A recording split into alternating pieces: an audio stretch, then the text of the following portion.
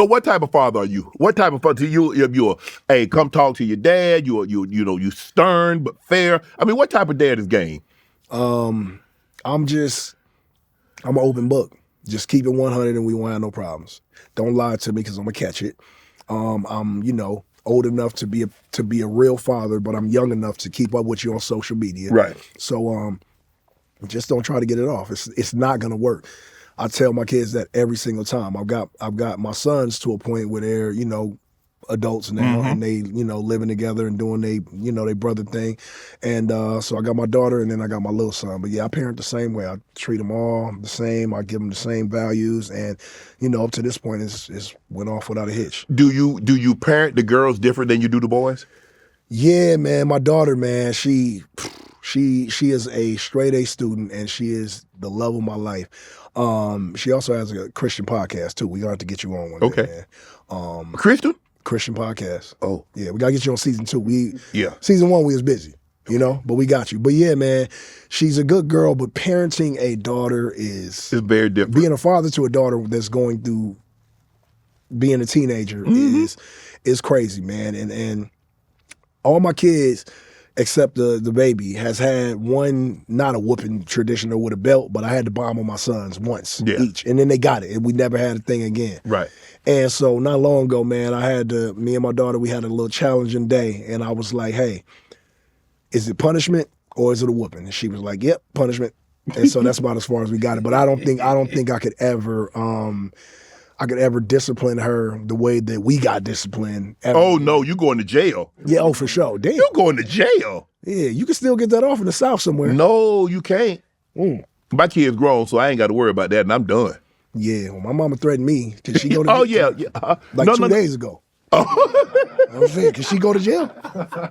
Yeah, you better call that in. That's a threat. Imagine me calling CPS. Hey, I'm 46, man. But yeah, nah, man, my daughter, man, she my lifeline, man. And I definitely, she's the number one drive for everything that I do these days. Nick Cannon said he'd rather raise a bully than his child be bullied.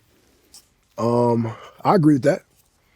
Yeah, I mean, as a father, your kid's grown. Grown. And so grown. Yeah, so when you raise them, man, I know you raise them to not be pushed. Yes, nobody wants to have kids to be bullied, but sometimes kids just get bullied. Right. So I think I'm partial to both sides because I sympathize with kids that are getting bullied. I don't think that's cool. Mm-hmm. And being a former bully, but I bullied different. Like I bullied all the bullies in school. Right. You know what I'm saying? I've been like the same height since 5th grade. They thought I was gonna be a giant. Right. But yeah, man, my kids are not, my daughter don't fight, but she shouldn't. My daughter's like, Dad, what would if somebody tried to fight me, what would I do?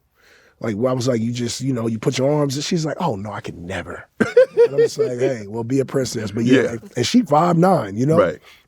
But my sons, they with it. How do you parent the oldest 2 boys compared to the youngest now? How are you parenting different? Because that was a long time ago, gang. Yeah. I think I'm more seasoned as a father at this point.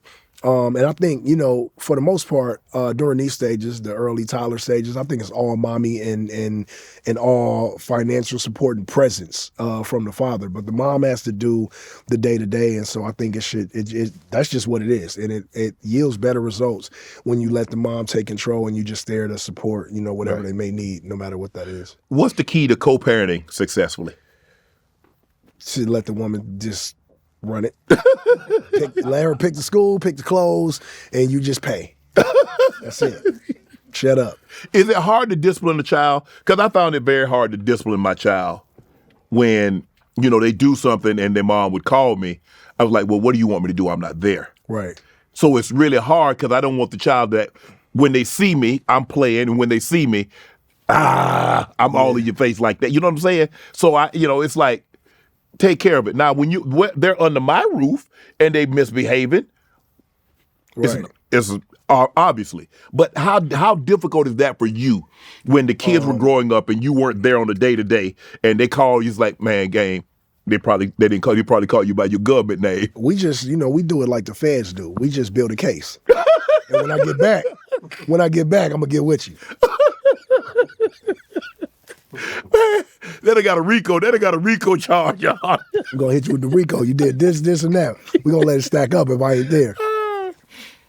Did you see, like, I think it was Kanye that he had an issue with, I think Northwest is his oldest daughter, and he had an issue with the way she's dressing. Mm-hmm. Did you ever have an issue with the way your daughter dressed? Yeah, you know, times are changing, man, and I never seen my daughter dress any more inappropriately than the advertisements in the wall at these little girl stores. Okay.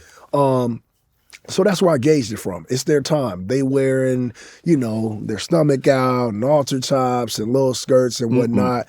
And so we ran into a couple of little times where I had to get her right, but that's when that private school come in. You know what I'm saying? Yeah, but the dress code. You wear the same thing every single day. You know, the skirts got to be, you know, covered the knees and all that.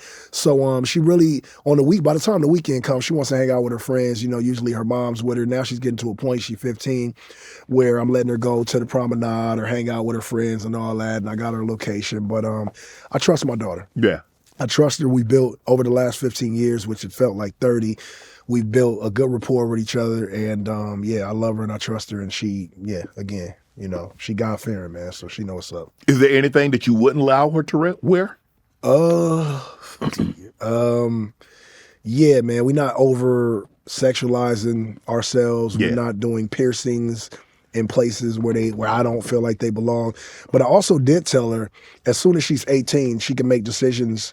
That's how I was. I'm going to tap out at that point, and I think that all decisions as far as like boyfriends and relationships and intimacy and all that revert back to her mother. Yes. I think that I've got you to 18. Obviously, she's going to a premier college. And from there, you and your mother should be able to navigate through these things. I only come in when something gets weird or disrespectful or something like that. But I think that I'm raising an outstanding young woman, and she's going to go and do great things. How do you handle the social media? My daughters? You.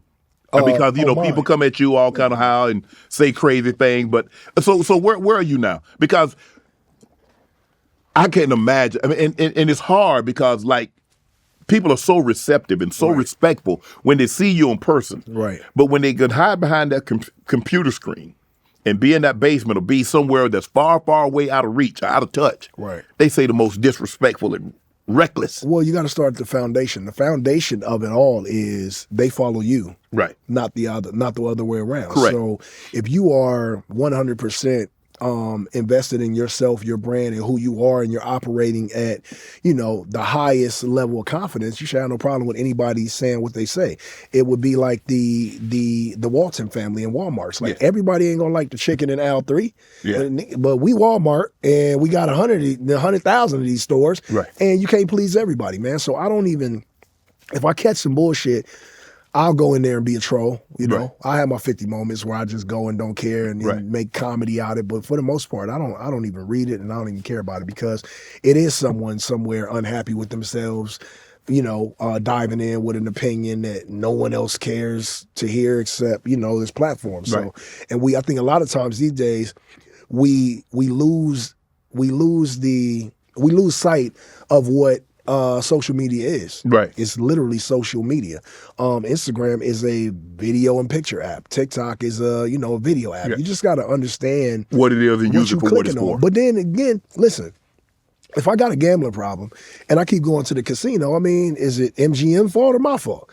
If I have a social media addiction and I can't stay off the app, then how am I going to complain about something that's going on within, you know, that little camera space? So it's like, I don't get into all that, man. I get on there. I don't really post that much, but when I do post and people comment or they got something to say about game, like, say what you want to say. At the end of the day, I started off trying to make a name for myself and be great and being able to take care of my family and provide for my children. I've done a remarkable job at that. And so I don't really care what nobody got to say if it ain't positive. Is that how you protect your mental health? The mental health started back in the, the foster home when I told you I built that wall up. I stopped giving a shit about things that would, like, had me in my head too much. I just I'm not thinking about that. I'm thinking about how many days left I got on earth, making the best of them and being kind to as many people as I can before I go. Tell us about the tattoos. I mean, what made you decide to get tattoos on your face? Because my grandmother, everything's going to revert back to my grandmother. She told me, my mom was mad that I was getting tattoos when I was young, and her mother, my grandmother, told her daughter, she was like, well, the skin is just a costume that he borrowing from God for about 80 years. She said, and at the end of the day, when we pass, we all have to turn our costumes back in that God let us borrow, which would be the shell of a man. Mm-hmm. He's just going to have writing on it. What's the big deal? And so from there, man, I just went crazy. And tattoos are addictive, man. Once you get one, you just keep on going. I ain't got none. Good, man. I always wanted to be you. I was you at one point. And then I ain't got no piercings. Yeah, see? Limited facial hair. Yeah, you good, man. You good. You living the American dream, Shannon. But you got the facial tattoos, you got a tattoo dedicated to Kobe. Which tattoo did you have means the most to you? I think I got my daughter's face plastered like right in the middle of my chest. And every time I see it, I just remember this point in life where she was like, I didn't want her to grow older than that age. Right. And you know how it is. Yeah. And then they do, and then it gets a little weird, and you're like, where's my baby? But yeah, man, they'll come back. Because they go through that stage, like they're cute, and then all of a sudden they get that teenage years, and they get them hormones start going, and they hate you, and then they come back, and they're like everything that you said. Yeah. Want to join Club Shay Shay? Become an official member by hitting that subscribe button, where you never know who's going to be joining us for drinks and conversation. Don't be late to the party, because we like to do something before two something.